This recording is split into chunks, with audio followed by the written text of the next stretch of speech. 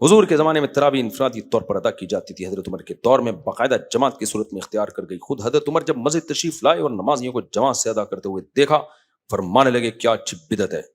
بدعت اچھی ہو یا بری، بدعت تو بدعت ہے. بدعت واقعی بدعت ہے، بشرطے کہ اصطلاحی اور شرعی لحاظ سے اس کو بدعت کہا جائے. لغت میں اگر کسی چیز کو بدعت کہا گیا تو وہ بدعت نہیں ہے. خود نبی نے اپنے بارے میں کیا کہا؟ قل ما کنت بدعا من الرسل. یہاں بدعت لغوی معنی میں ہے کہ اے لوگوں میں کوئی نیا نبی نہیں ہوں، میرے سے پہلے بھی نبی آئے ہیں. تو ہر نئی چیز کو بھی کیا کہا جاتا ہے؟ عربی میں بدعت کہا جاتا ہے. تو اصطلاح میں جس کو بدعت کہا جاتا ہے کہ کسی چیز کو دین سمجھ کے ایجاد کرنا جبکہ نبی سے اس کا ثبوت نہ ملتا ہو، یہ بدعت اچھی ہو بری ہی ہے یہ. جبکہ حضرت عمر نے جو تراویح کے بارے میں فرمایا کہ نعمت البدعۃ ھذہ، تو ان کا مقصد یہ تھا کہ نبی صلی اللہ علیہ وسلم نے ایک سنت کو زندہ کیا، کسی عذر سے نبی نے اس کو چھوڑ دیا تو وہ سنت متروک ہو گئی، اس میں ایک حکمت تھی، لیکن اب اس کو دوبارہ زندہ کرنا چاہیے تھا ہمیں، کیونکہ نبی نے جو چھوڑا تھا وہ اس لیے کہ یہ تراویح تم پہ فرض نہ ہو جائے یہ تراویح تم پہ فرض نہ ہو جائے. تو اب فرضیت کا امکان کیا ہو گیا؟ ختم. تو یہ کام حضرت ابو بکر کو کر لینا چاہیے تھا، لیکن انہوں نے کیوں نہیں کیا؟ ان کو 2 سال ملے اور اس میں اتنی مصروفیتیں تھیں حضرت عمر ابو بکر کے دور میں کہ وہ بہت بڑی بڑی جنگوں سے نمٹ رہے تھے، ان کو ٹائم نہیں ملا. بعض لوگ اعتراض کرتے ہیں ابو بکر نے کیوں شروع نہیں کر دیا؟ بھائی حضرت ابو بکر کو بہت سارے کاموں کا موقع نہیں ملا، وہ کام پھر حضرت عمر کے دور میں جا کے ہوئے. حضرت عمر نے لا بنایا تھا کہ جو متا کرے گا رجم کروں گا میں اس کو.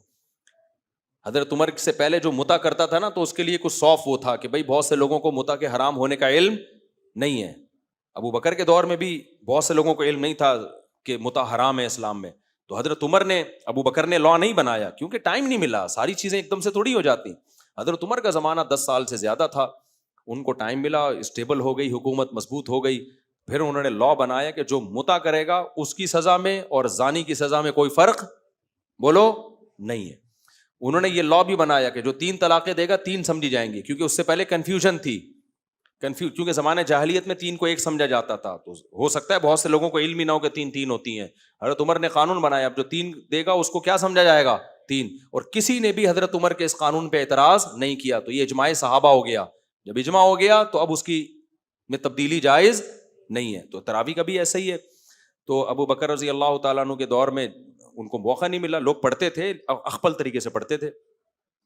تو حضرت عمر نے آ کے ایک امام پہ ان کو جمع کر دیا اور پھر فرمایا نعمت البدعۃ ھذہ، کیا اچھا کام کیا. اس کا مطلب ترجمہ بدعت سے ہوگا ہی نہیں، اس کا مطلب کیا اچھا کام کر دیا میں نے، جو میں نے کیا اللہ نے مجھ سے لیا ہے. تو اس معنی میں وہ نیا کام ہے. سمجھتے ہو؟ یہی وجہ ہے کہ اور اس کی دلیل حضرت عمر کے پاس تھی. وہ دلیل کیا تھی کہ نبی صلی اللہ علیہ وسلم کی بخاری کی حدیث ہے کہ آپ نے 3 دن تراویح جماعت کے ساتھ مسجد نبوی میں پڑھائی ہے. تو یہ دلیل تھی حضرت عمر کے پاس. تبھی امام ابو حنیفہ سے جب پوچھا گیا نا کہ آپ تراویح کو سنت کیوں کہتے ہو، کیا دلیل ہے، تو انہوں نے کیا کہا کہ میں عمر کو بدعتی نہیں سمجھتا. اگر حضرت عمر نے یہ کام کیا ہوتا اور نبی سے ثبوت نہ ہوتا تو صحابہ نہیں کرنے دیتے پھر یہ کام. سارے صحابہ نے اس کو مانا بھی اور پوری دنیا میں اس کو رائج بھی کیا. اور حضرت علی جب آئے تو انہوں نے دعا کی، جب مسجد نبوی میں منظر دیکھا نا اپنے دور خلافت میں، انہوں نے کہا کہ اللہ عمر کی قبر کو نور سے بھر دے، کچھ اس طرح کے الفاظ ہیں. اس نے ہماری مسجدوں کو رونق بخشی. تو اسی وجہ سے تراویح رمضان کے ساتھ خاص ہے، رمضان کے علاوہ تراویح بدعت عمل ہے، کیونکہ حضرت عمر نے رمضان میں کیے، رمضان کے علاوہ میں نہیں کیے. رمضان کے علاوہ میں اگر کوئی یہ کرنا چاہے نا کہ میں جماعت سے اتنے لوگوں کو بلا کے نماز پڑھوں گا تو اٹ از کالڈ بدعت، کیونکہ اس کا ثبوت صرف رمضان میں ہی ملتا ہے. اور یہ حضرت عمر نے اول وقت میں پڑھائی ہے، اس لیے ہم کہتے ہیں کہ اول وقت میں ہی یہ سنت ہے. اور اس کی رکعتیں 20 پڑھائی ہیں حضرت عمر نے. اس میں تفصیلی کلپ ریکارڈ کرواؤں گا انشاءاللہ کہ 8 تھیں 13 تھیں یا 20 تھیں، وہ میرے ذمہ قرض ہے. میں رمضان سے پہلے کرا دیتا، میں بیمار ہو گیا تھا. تبھی اس دور میں ہمیں جو پوری دنیا میں جو تراویح پھیلی ہے 8 کہیں بھی نہیں ملتی. حضرت عمر نے 8 شروع کرائی ہوتی تو حضرت علی 8 پڑھتے، باقی حضرات 8 پڑھتے نا تو سب. اور وہ جو تہجد والی حدیث ہے بار بار کہتا ہوں اس سے استدلال درست نہیں ہے کہ حضرت عائشہ فرماتی ہے نبی رمضان غیر رمضان میں 8 پڑھتے. بھائی وہ تہجد سے متعلق ہے، کیونکہ اگر وہ تراویح سے متعلق ہوتی تو تراویح تو نبی نے چھوڑی ہے کہ تم پہ فرض نہ ہو جائے، جبکہ تہجد کی فرضیت کا کوئی امکان نہیں ہے. اور وہ چھوڑی بھی نہیں ہے، وہ تو پہلے بھی پڑھ رہے تھے اور بعد میں بھی پڑھ رہے تھے. تو اس لیے ہماری رائے یہی ہے ہم اس میں کسی کو برا بلا نہیں کہتے. اب یہ تو ایک نئی جنگ چھڑ گئی ہے سوشل میڈیا پہ. بھائی کسی کا جو مسلک ہے وہ ٹھیک ہے, مسلک ہے, ہمیں اپنا مسلک بتانے کی اجازت تو ہوگی نا, دلائل دینے کی اجازت تو ہوگی. اور یہ ہمارا تھوڑی ہے, تو چاروں اماموں کا مسلک ہے یہ. اور بار بار کہتا ہوں امام مالک کی طرف جو 8 رکعتیں منسوب ہیں کہ وہ 8 رکعت کے قائل تھے یا 13 کے قائل تھے, وہ غلط ہے. امام مالک کی جو معتبر کتاب ہے ان میں 36 رکعتیں ہیں, 8 نہیں ہیں.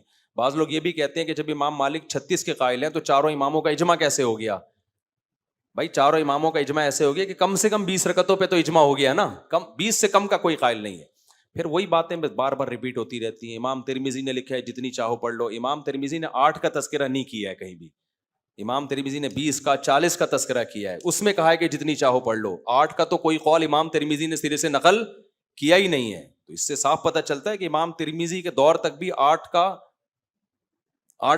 پڑھنے والے کوئی بھی نہیں تھا. اور امام احمد نے بھی جو یہ کہا ہے نا کہ اس بارے میں کوئی یقینی ہمیں تعداد نہیں ملتی, تو وہ بھی 8 کے بارے میں نہیں کہا ہے, وہ بھی 20-40 کے بارے میں کہا. اور امام احمد کی جو اپنی فقہ کی کتابیں اس میں انہوں نے بھی 20 ہی کا قول اختیار کیا ہے. سمجھتے ہو کہ نہیں سمجھتے ہو؟ تو اس لیے بھڈے بڈے کرنے کی ضرورت نہیں ہے کہ جھگڑے وگڑے کرو جا کے, لیکن ہمارا یہ حق بنتا ہے کہ جو اسلاف کا اصل مذہب ہے اس کو تو ہم مضبوطی سے بیان کریں. اور بعض حنفیوں سے جو یہ حوالہ پیش کیا جاتا ہے نا کہ فلاں حنفی بھی 8 کے قائل تھے, بعض کی طرف تو نسبت ہی غلط ہے. انہوں نے کہا کچھ اور ہے, وہ کچھ اور کہہ رہے ہیں, لیکن ان کی طرف نسبت کر دی کہ وہ 8 کے قائل تھے. اور بعض حنفیوں سے 8 ثابت ہیں تو ہم ان کے قول کو رد کرتے ہیں, ہم ان کے قول کو نہیں مانتے. اگر کسی حنفی نے لکھ دیا ہے تو ہم ہر حنفی کا قول ہم پر حجت تھوڑی ہے.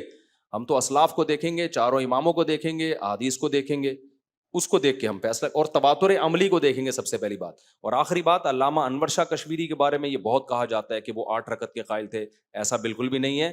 علامہ انور شاہ کشمیری نے جو بات کہی ہے نا کہ نبی سے 8 رکعتیں تراویح ثابت ہیں, وہ اس بخاری کی حدیث کے حساب سے کہی ہے کہ غیر رمضان میں 8 پڑھتے تھے.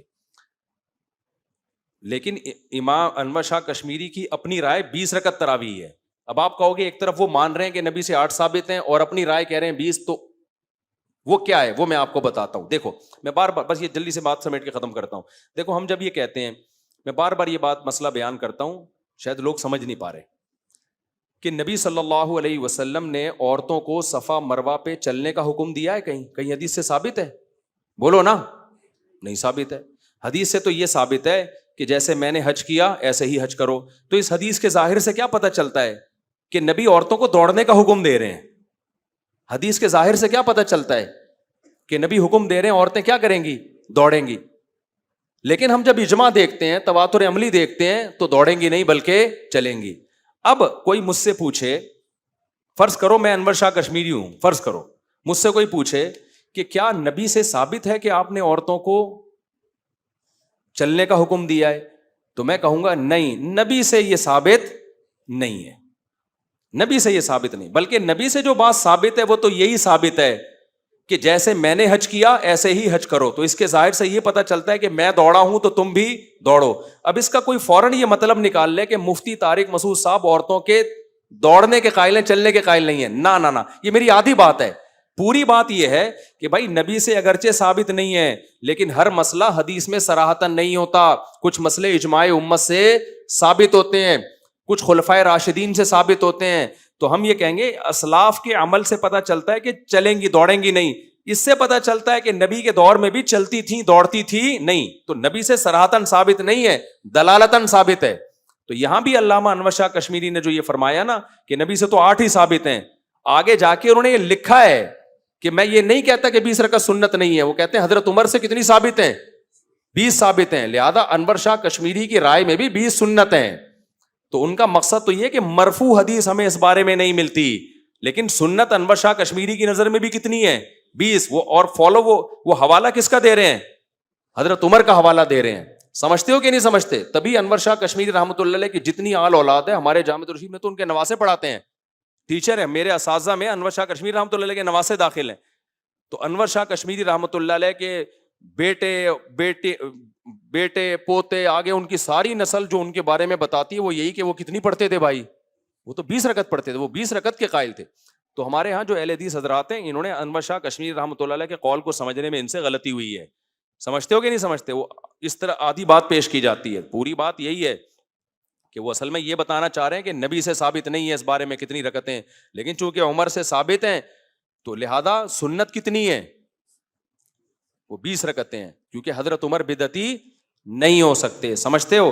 اور ویسے بھی صحیح حدیث ہے، علیکم بسنتی و سنت الخلفاء الراشدین المہدیین عضوا علیہا بالنواجذ، عضا عضو علیہا بالنواجذ، آپ نے فرمایا میری اور خلفائے راشدین کی سنت کو لازم پکڑو اور اسے اپنی داڑھوں سے پکڑ لو مضبوطی کے ساتھ، چھوڑنا نہیں اس کو۔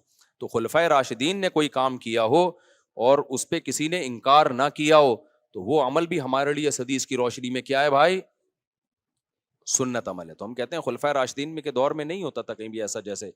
اور پھر بات یہ ہے، وہی بات بار بار، کہ اسلاف نے اس کو تراویح کا نام دیا تو وہ 8 رکعتوں پہ فٹ بیٹھتا ہی نہیں، لہذا جو 8 رکعتیں پڑھتے ہیں، ٹھیک ہے، ان کا مسلک ہے، ان کا موقف ہے، اس کو تراویح بالکل بھی نہ کہیں، وہ اس کو صلاۃ اللیل کہہ لیں، قیام اللیل کہہ لیں۔ تبھی اب کیسے کہنا بھی شروع کر دیا، تراویح کا لفظ اب انہوں نے کیا کر دیا ہے، ختم، کیونکہ فٹ ہی نہیں بیٹھ رہا اس کے اوپر۔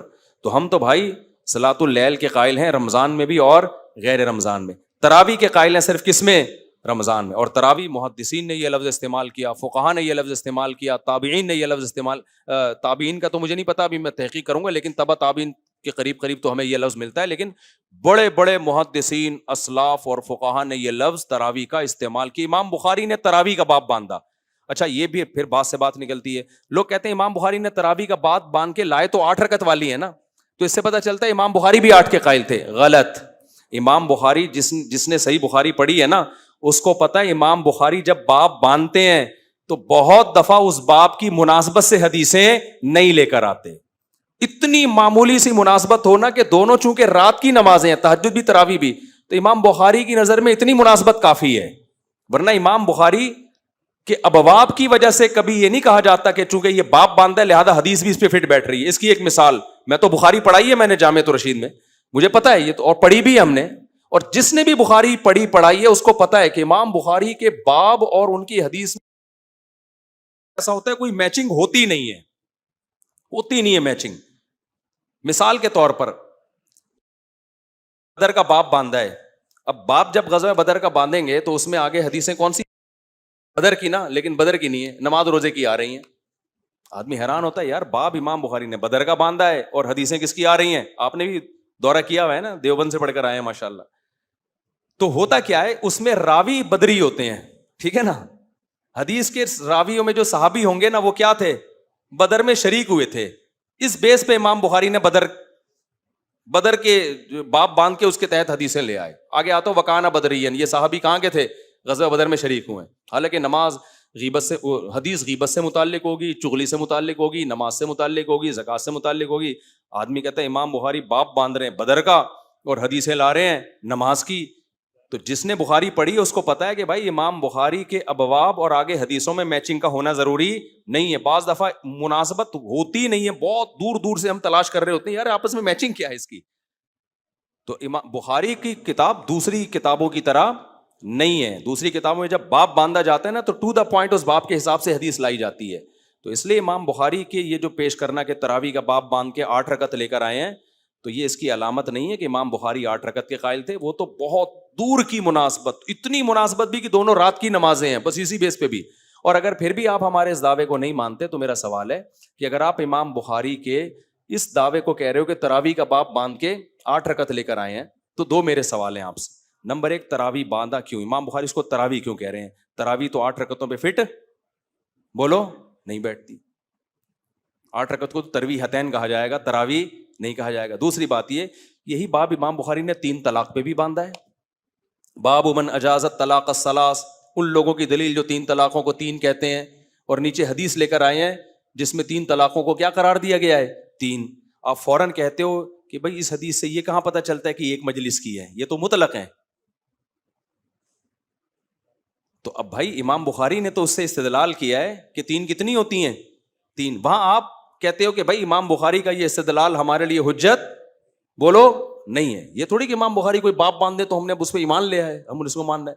کہ یہ جو آپ دلیل دے رہے ہیں نا کہ امام بخاری نے تراویح کا باب باندھ کے 8 لے کر آئے ہیں، یہ دلیل بولو نہیں ہے۔ امام بخاری کے باب باندھنا بہت دور دور کی, اور بھی میں اس کی بہت ساری مثالیں دوں گا کہ کوئی فٹ ہی نہیں بیٹھ رہی ہوتی حدیث اس باب پہ.